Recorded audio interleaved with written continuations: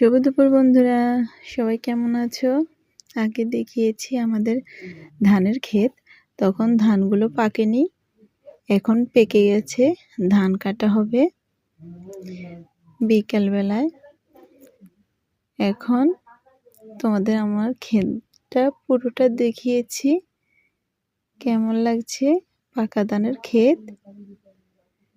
যদি ভিডিওটি ভালো লাগে লাইক কমেন্ট শেয়ার করো, আর আমার ফলো দিয়ে পাশে থেকো।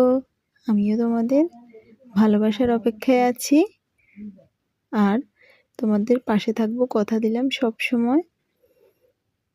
ভালো থাকো বন্ধুরা, বিদায়। পুরো ভিডিওটা দেখে একটা গঠনমূলক কমেন্ট করে যাবে। ভালোবাসা রইল তোমাদের জন্য।